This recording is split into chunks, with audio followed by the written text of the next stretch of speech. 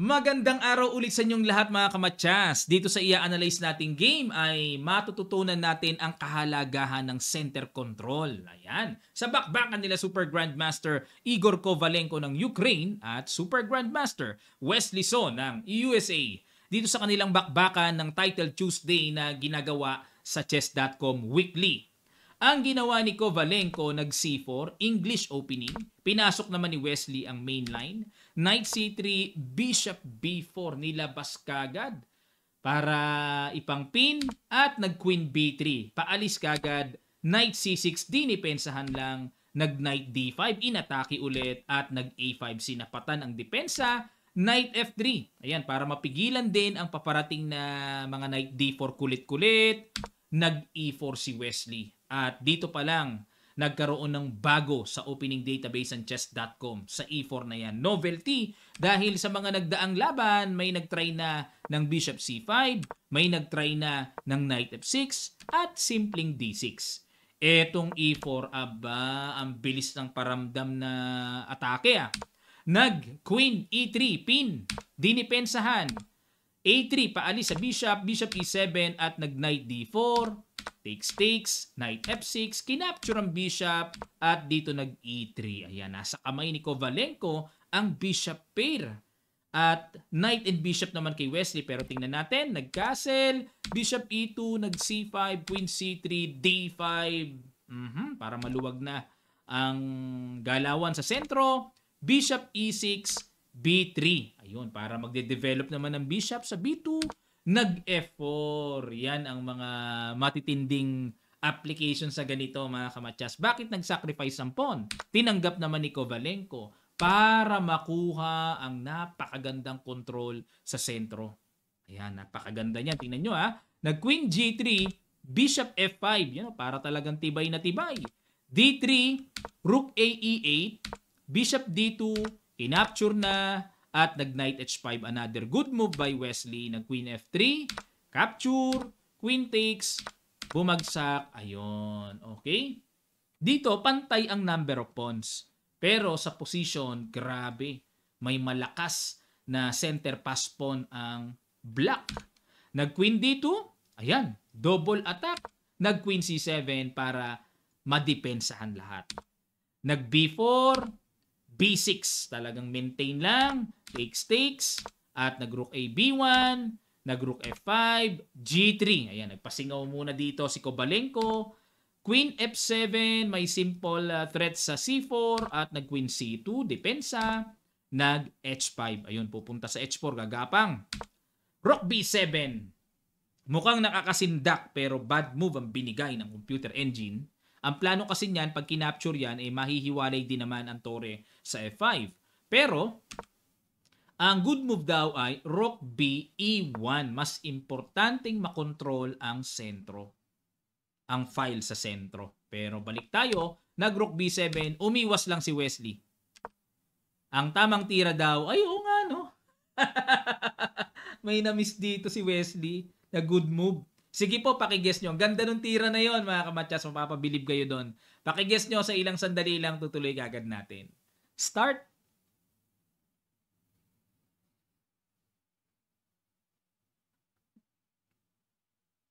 Maraming salamat. Ang ganda nito. Ang cute May Rook takes F2 na pala.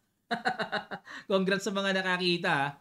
Ang galing May ganyan na palang taktika na kapag kumapture, Queen takes, di Queen takes B7, nakapingas pa ng pawn.